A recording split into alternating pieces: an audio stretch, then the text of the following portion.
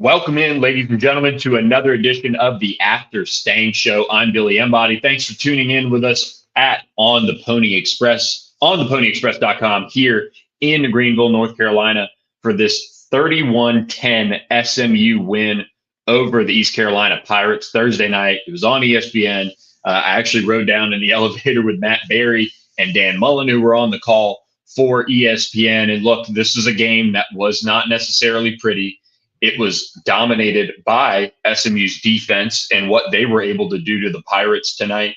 And the offense made some plays early on that gave them a 14-0 cushion.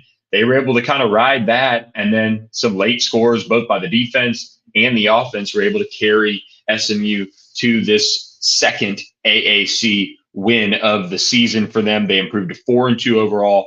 They now head to Temple on Friday night for another game, nationally televised on ESPN2. That'll be 6 p.m. I believe. Yeah, 6 p.m. Central on ESPN2 next Friday, another road game. But look, this is SMU's first road game win of the season, and it came with an offensive performance that probably lost a lot of SMU fans as far as confidence goes in the offense just overall. But let me break it down to you guys in a couple different sections. We'll talk a lot of offense because that's kind of what we do on the post-game show, because this defense has just been so consistent. There's just things that they do week in and week out that make them successful. It makes them one of the most improved defenses in the entire country. I believe they're top 5 in yards per play improvement. And Dan Mullen, who's coaching the SEC, he's coached a lot of high-level college football. There were times, and I didn't listen to the broadcast, but in talking with him afterwards, I got to pick his brain a little bit. And one of the first things that he said about both defenses, which was just how athletically gifted both sides of the ball, East Carolina's defense, SMU's defense, were. And that made it difficult on SMU's offense, in particular from the SMU side of things. This is an offense that is coming off of a bye week. You thought they would have cleaned up some things in the passing game, and Preston Stone finishes 19 of 38, 276 yards, 3 touchdowns. He was sacked once. He did end up adding 6 carries for 25 yards, including, I believe it was a 16-yarder that kind of put the game on ice. He pulled it and went around the edge in the fourth quarter. But this is an offense that ended up running 61 plays against East Carolina. They jumped all over East Carolina early. A 21-yard touchdown pass from Preston Stone to Keyshawn Smith opened the scoring. He then hit Roger Daniels on a 24-yard touchdown pass to put them up 14-0. And Jordan Curley emerged to lead SMU in receiving. 3 catches for 69 yards. Didn't have a touchdown. He did get credited with a drop, but that was important for him to also step up at times for this offense. But it's kind of the same song and dance a little bit here. It's a mixed bag. But one thing Rhett Lashley did talk about in the postgame with us is that looking at the film, he felt like East Carolina won the line of scrimmage. And you can look at SMU's rushing statistics, 23 attempts, 58 yards, and 6 of those carries went to Preston Stone. And so it's a run game that was non-existent up here in Greenville. Jalen Knighton led the Mustangs with 11 carries, 30 yards on the night. And so that led SMU to get pass happy. And I asked Rhett Lashley if he felt like they got pass happy. He said, yes, you'll hear from him in just a second. But this is an East Carolina defense that was giving up 21 points per game. SMU ends up scoring 24 offensive points. 3 of those points came off of that turnover, that strip by Kobe Wilson, where he took it away from the ECU quarterback, and they were able to capitalize on it. But now you look at this offense and you say, okay, and I said this before the season. I said this East Carolina game, in terms of the league play, is probably what scared me the most. And part of that was I felt like Memphis would be down. We'll find out a lot about Memphis on Friday night. They've played Missouri tough. They've played some good teams as well. And they look like they're going to be one of the top teams in the AAC. But I felt like on Thursday night, the blackout, and look, this wasn't a packed 52,000 seat stadium that it is. This is an environment here that, I wish East Carolina was 4-0, 5-0, whatever, and we were looking at, a top 25 type of environment because it was loud, they were engaged, and they made it difficult with the environment at times. And so it had this big game feel. And East Carolina historically has been able to get athletes that can play, and they haven't put it together to this high level. But we've seen SMU come in here and drop a stinker, quite honestly. Trying not to curse or anything, call it worse than it was, but 45-7 at the half. Elijah Chapman, talking with him after the game, he said he thought about that game every day this week, in terms of that memory of coming here during the 2020 season and losing like they did in an embarrassing fashion. And again, SMU was good that season. I think they were 6-2 going into that game. So a tough environment, a athletically, especially on defense, a tough team. This offense for East Carolina, it's one of the worst in the country. We talked about that a good bit, but the defense and how and if SMU could exploit them was going to be the storyline. And so SMU finishes under 350 total yards for the first time all season. The passing game was very inconsistent. Preston Stone finishes with just 50% completion. There were some drops. There were also plenty of balls that he clearly wants back. I mean, he bounced one into Romello Brinson, I believe it was, that would have been a first down on a curl route. He bounced the screen pass to Jordan Hudson. I don't know if it would have gone anywhere, but he missed Roderick Daniels on a sideline route that was so underthrown. Roderick had to come back and kind of try to climb the defender. But on the flip side of it, too, some of these receivers have got to start making some competitive plays down the field. And I think that's where there's a disconnect. And, Rhett Lashlee, he thought Preston Stone battled. I think for me, as you look at this game and kind of compare it, SMU's been so good offensively, and Rhett Lashlee kind of alluded to this. They've been so good offensively. They have these expectations that have been instilled around here for a long time, that they're going to be a top 10 offense. They're going to roll. They're going to do all those things. And this season, the defense is what the storyline's been. They've been the ones that have been really carrying this SMU team, keeping them in games. And in tonight's case, I mean, the offense made plays. You got to give them credit. They got them up 14-0. They were able to, close it out strong. But this defense won them the game. They just kept delivering 3 and outs. I could try to count them up right here from East Carolina's side of things. They had 1, 2, 3, 4, 5, 6, 7, 8, 9 3 and outs, and one of those drives, or two of those drives that weren't 3 and outs were fumble, which was 2 plays, and 1 play the interception. So I think, if my math is not escaping me, at 12:20 a.m. Eastern time, 11 drives of 3 plays or less for East Carolina. So this defense has really been the storyline. We'll jump into the offense and most people's questions. And if you're not an ontheponyexpress.com subscriber, you can subscribe for just $1 and get our full coverage and obviously recruiting and all those things. And if you're an On the Pony Express subscriber, come homecoming week, Wednesday, we're doing a tasting with Epic Wines at Armstrong Fieldhouse on campus at 5:30 p.m. That's if you're a ontheponyexpress.com subscriber. So all the more reason to subscribe if you're a listener and haven't jumped on board. But we've got a lot of questions on the board right now. And Mark for Whack says 9 punts, 9. What will it take to get the offense in sync? I think a lot of it, again, is, and tonight I think the offensive line didn't have their best stuff. But the offense has this, well, when a receiver has a step, sometimes it's underthrown. When, a receiver in the past, that the great ones that SMU has had, they can make these contested grabs consistently and really change the momentum of the game. They don't have a consistent intermediate passing game. There are just so many little things that are kind of all over the place in the passing game. And look, the run game was bad tonight. I thought the offensive line, they got beat up a little bit in this one. And so it was, I don't think this is a stretch to say, I think it was their worst game of the season. And so when your run game struggles, and Rhett Lashlee said afterwards, he said they felt like it was going to be tough to run going into it. And so they had to go to the air a little bit more. They kind of knew that going in, but there were at times where they got pass happy. And I think part of the struggle when you watch the game and you say, man, they're dropping back on first down, here we go again, or they're not establishing the run. Well, tonight, the storyline was that it was going to be tough to run, and it was tough to run. I don't think that, I mean, they had a long of 16 with Preston Stone. They had a long for Jalen Knighton of 11, and I think that came in the fourth quarter when he kind of broke that run a little bit. So it was tough sledding, and it turned into, this offense that got pass happy. Again, 38 attempts for Preston Stone, and that's not what SMU wants to be.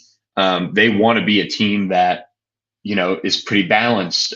They would rather run it more than they pass it. That means they got up, they could run the football, do all those things. And tonight they couldn't establish the run. So it was just all bad. It was kind of that perfect storm, and they didn't hit plays when they had opportunities. I think you've got to give Preston Stone a little bit of credit in the sense that there wasn't ever a back-breaking play. And in some of these, and I've been covering SMU now for a decade, and there's people who've been around the program a long time now that I've known for a while. And, we were sitting there when it was 14-10, and we said, this is is this another example of, man, SMU just struggles at times in these big games, and then they have a back-breaking interception or a fumble or a kickoff return for a touchdown. Well, those things didn't happen tonight, and I think in that sense you have to give Preston Stone credit because he does not kill SMU.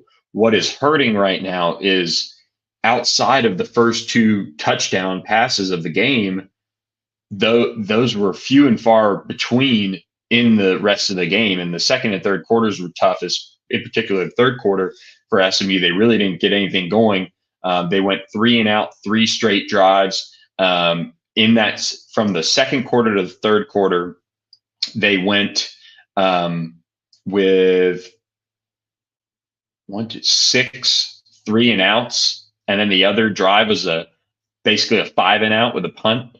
And then they kind of got back on track and were able to score in the fourth quarter and get it done. So it's hard to, I think the biggest thing, if there were changes to be made to this offense in terms of their passing game, the biggest thing that I think I'd like to see is just some really smooth, just short crossing routes, just things to get Preston Stone a little bit of confidence, get him, when Tanner Mordecai was at his best, and again, he was susceptible to backbreaking interception, but when he was at his best, I think he would, have like a run of like 5, 6, 7 straight completions, and you're like, okay, they're kind of hot. They're getting going here. Now, remember when all of that was going on, that was also when SMU refused to throw the deep ball at times to Reggie Robertson, Danny Gray. It was comical how SMU would not push the ball down the field.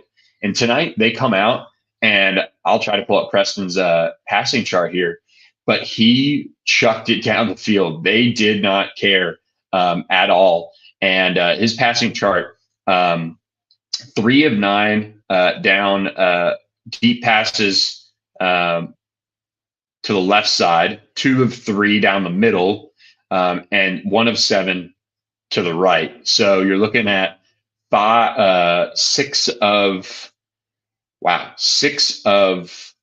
19 down the field. And so half of his pass attempts were down the field. And I think for him, it's hard to get into a rhythm. And he also is susceptible to kind of scrambling when maybe he doesn't need to. I think the receivers at times are not open. It's just not clicking. And I don't know how else to explain it with this passing game, but this is going to be an interesting thing going forward. Pony Excess on the board asks, does Rhett Lashley have to answer whether he's going to Preston Stone's going to be the starter moving forward? I don't think so. I've said this on the board. I think his leash is long. I don't think it's something that they're even remotely close to looking at.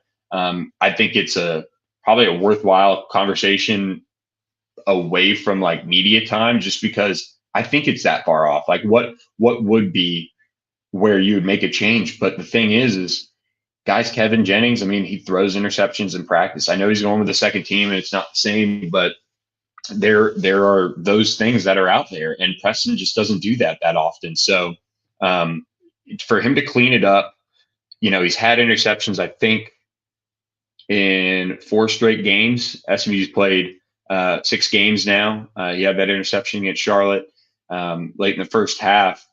for him to come on the road in a kind of a tough environment. I know he's been in some big ones, but he didn't throw an interception, and he just kind of stuck with it. And he made some throws that were unbelievable. And, this isn't all on him at all. I think there's just a rhythm that is just not clicked for whatever reason, whether it be a guy dropping a ball, a throw being late, a pass protection being blown. It's just not all clicking. And so if it clicks this season, it's going to be pretty scary, but it hasn't. And so that's why there's so much going on right now with this offense.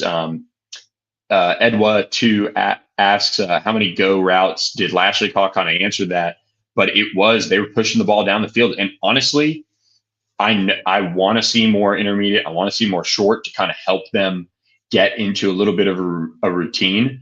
But this was a defense that was kind of giving them some good opportunities to do this. I mean, the opportunities were there for SMU. So we'll get into a little bit of Rhett Lashley reaction and players, but the deep ball tonight, I asked him, I said, did you get a little pass happy? But at the end of the day, the run game was going nowhere, and not that they abandoned it, but it wasn't ever there to begin with, and they just kind of mixed it in here and there. We felt like going into the game, the way they play, they're really good against the run, as we saw. And then schematically, it's not a robber defense like we see, but it's similar. And there's not a lot in the middle of the field. And we felt like we had the advantage with our outside receivers vertically down the field. And I think you saw that early in the game. Preston made some great throws. We dropped 2 or 3 or just missed the throw on 2 or 3, but then Curley had the big one, Keyshawn had the big one, Roderick had a big, and we kind of got going. Credit them. They started playing a lot of loose cover 3 and keeping everything in front, really, really mixing it up well. And, kept us from being able to get over the top. And we didn't execute well in the intermediate, and we weren't running the football well. Yeah, so, you heard Rhett Lashley there. It's just kind of all the bad things happening. And he gave the defense a ton of credit. I mean, this is a defense that, really bailed them out tonight. But the run game, it just wasn't there. And it was a really, really tough situation to kind of go through. And that's why it kind of turned into this pass happy, game. Yeah. So the first couple drives, we felt like we were going to be okay running it. And then credit them, I do think they won up front, as a team, their defense against our offense. I'm not putting that on the O-line. I'm saying as a group, they at least till I see the film, it felt like they did. They won in the trenches. And, we never really got a lot of air to get downhill. And so it got to a point where we were throwing it well there for a minute. We weren't running it well at all. And so, yeah, we did take to the air more than we'd like to. But, when you run it and it's 1 or 2 yards, you run it again, now it's 3rd and 6, that puts a lot of pressure on you. So probably got a little pass happy, but we obviously weren't running it very well either. Yeah, so, this is one that just the offense doesn't have to wear because they won 31-10. People forget that as you kind of go through watching a game. This is an offense that came out and stepped up, early. And I always like to look at the overall game. People are ready to kill everybody on the staff and jettison half the players on offense in the first couple drives, but then they kind of got hot, and those things are starting to come together. Consistency has been this offense's issue the entire season, and for all the reasons we talked about earlier on the show, it hasn't come together. But they have to keep trudging along and trying to figure out ways to make it happen. I think there are things in this offense that Rhett Lashley would like to see more of. Late in the game, Preston Stone checks it down to LJ Johnson. And I think that was and Rhett is usually pretty animated on the sidelines, but that was as animated as I've seen him about a routine play being made. LJ Johnson caught the ball. He had space, he had room, he made a move, and he picked up the yardage necessary to convert a 3rd and 5. That basically iced the game. SMU was able to pick up a couple more first downs, I think, and really drain the clock down to, I think, 2 minutes or so. ECU got the ball back and after RJ Maryland's touchdown, and that was it. And so those routine plays, those short check downs, they have to become more consistent, and they have to happen more. And there was one play, I think, when SMU was really struggling during the kind of 3 and out session that they had, and Jalen Knighton runs right towards the press box, and I'm sitting there, I'm like, that's an easy check down. It might have even been designed. Nope, they didn't hit it. And then I think Preston scrambles, and they have to make something else happen. I don't know if it went incomplete or not. It might have even been the Jake Bailey conversion, but they just they haven't been able to make some of the routine plays, and it's all over the place. It's RJ Maryland has a short pass,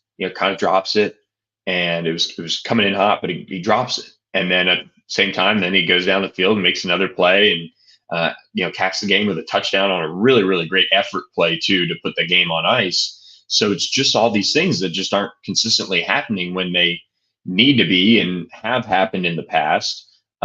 So for me, I mean, there's blame all around.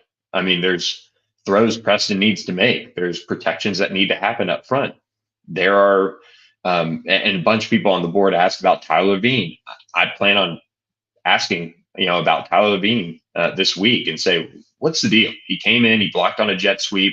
It was actually, if Roger kind of strings it out a little bit longer, Tyler had it blocked that way, but I think he was going to keep. I think Roger thought he was going to kick him out. Instead, he blocked him and he still made the tackle. That was going to go for a big game. There's just all these little things that need to, again, happen and come together. But people are asking about Tyler Levine. I have no idea what's going on with Tyler Levine and why he's not getting carries. Now, tonight, I felt like the run game was so bad that you might as well go to him and just let him barrel ahead and see what happens. I mean, that when it's going that poorly, that's what I would have turned to. There have been other games this year where, Tyler's not getting the ball, but Kamar Wheaton's going for a really nice outing. Jalen Knighton, has a big day against Charlotte. Belton Gardner steps up, and that's where it's kind of weird, where Belton Gardner gets in the game before Tyler Levine carries. But it doesn't make sense at times why he's not getting in there. So I think it's a fair question, especially when the run game it was non-existent tonight, and Kamar Wheaton didn't play, probably assuming because of that hamstring injury, going on that side of things. 2018 Mustang asked, do you anticipate Rhett having pressure to move on from some of his buddies on the coaching staff? Brewers not helped Preston develop sufficiently. Special teams has had too many blunders under Cooper. Woods simply doesn't offer it up. Guys, I don't know. Last year, everything seemed fine. I mean, people want to hate on, Tanner Mordecai, and some people would take him back. Others would ride with Preston, which is totally fine. But this offense last year did way more with way less, quite honestly, than, what they have talent, wise this year, at least in my opinion. Obviously, Rashee Rice is Rashee Rice, but overall, top to bottom, this offense just isn't clicking for whatever reason. And I don't know. I think Preston Stone. I think he's got a chance to carry this team to an AAC championship game appearance. I also think Preston's old, and he's been on college campus for a while, and he's got a quarterback coach, private quarterback coach. I mean, there are all these different things with quarterback coaches these days that there aren't very many at the college level that are, hey, you're doing X with your arm and change this or change that or whatever. I think they do need to get some things across to him a little bit more, which is why Rhett last year was so pumped up about that check down that he hit to LJ Johnson. I think with special teams, Biter asked or basically said about they've been bad this year. I agree. I don't think Brian Massey will see another kick return this year. He muffed the opening one.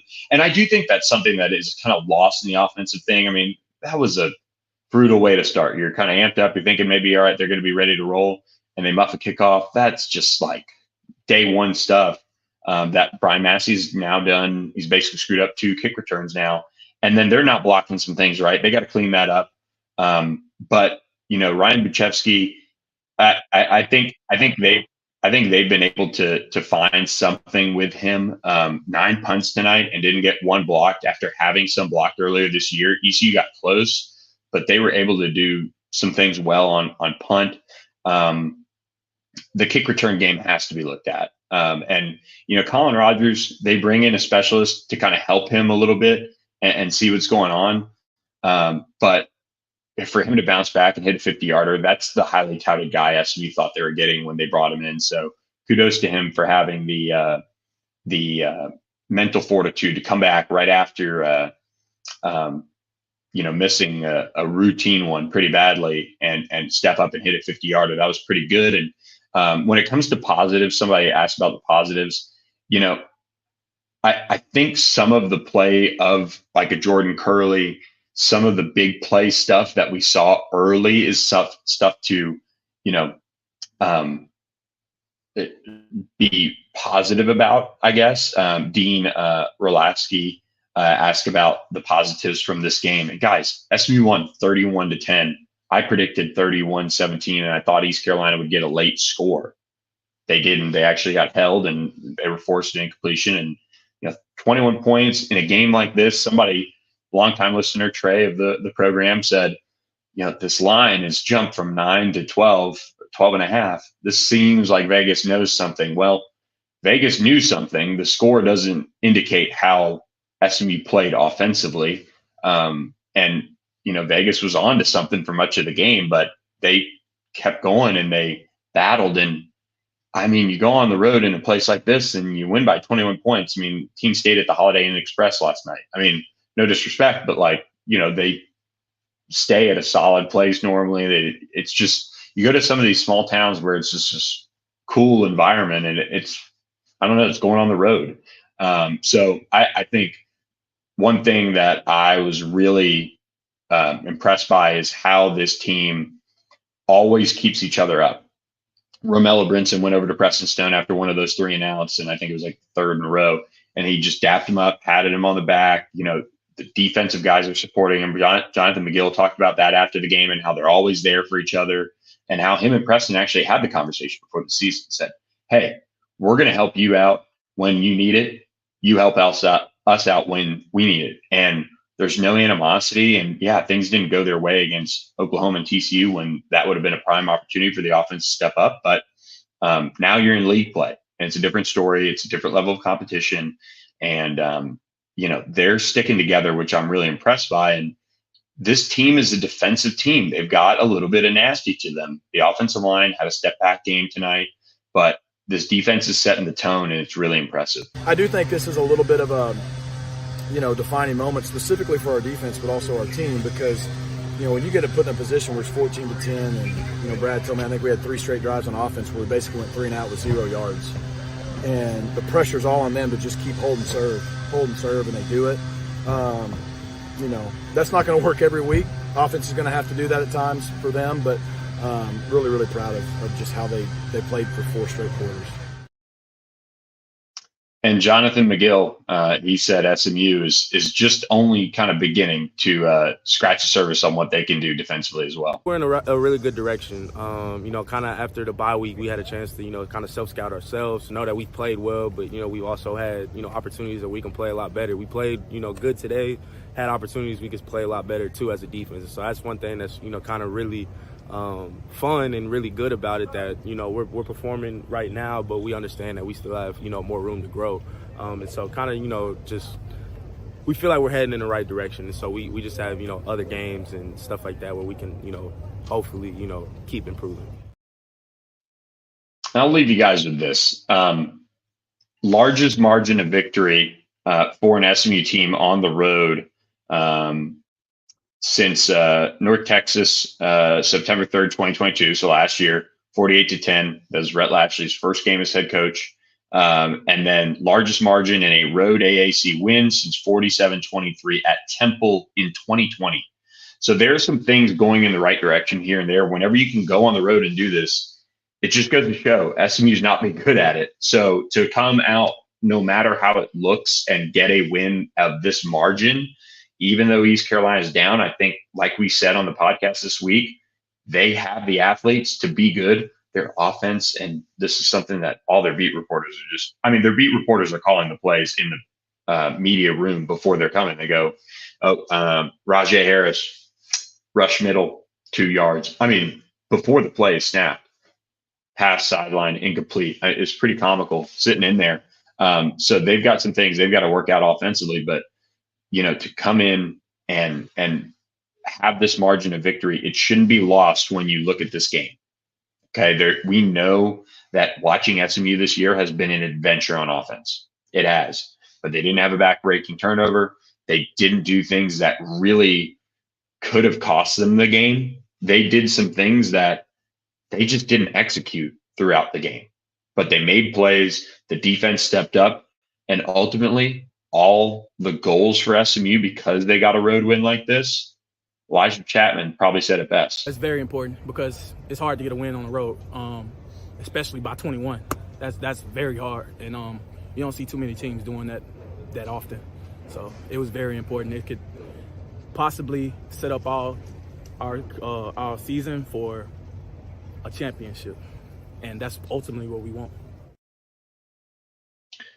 It's what SMU wants, a championship. It's still on the table. 2-0 in AAC play, 4-2 overall. They play Temple Friday night on ESPN2 in Philadelphia, 6 p.m. Central Time start for that one. Guys, that is all we've got on the After Stangs show. They're going to kick me out of this press box here. You've heard the door open a couple times. So I hope you guys enjoyed listening to this postgame show. We'll have full coverage this weekend at onthePonyExpress.com. A lot more to dive into now that this one's in the books, but a dominating performance by SMU's defense. I didn't note it. 290 total yards given up. This is a defense that is going to continue to move up in the ranks overall. They are the calling card of this team, and it's a weird feeling, but it's kind of good to think about, because you can really, really travel well when you have a good defense and bring that to the table each and every week. And they have. So SMU moves to 4-2 overall. 2-0 league play. Thanks for listening to this edition of the After Stangs show. Stop by Shug's Bagels if you're in Dallas right now. They're open. After hours goes until 2 a.m. Order yourself a bagel. Get yourself a late night meal. When SMU returns for homecoming later this month, we'll be live at Shug's Bagels in Mockingbird Plaza for the After Stangs show. We'll catch you guys next week with another edition. Thanks for listening. This is Billy Embody signing out from Greenville, North Carolina. SMU wins 31-10 over the Pirates.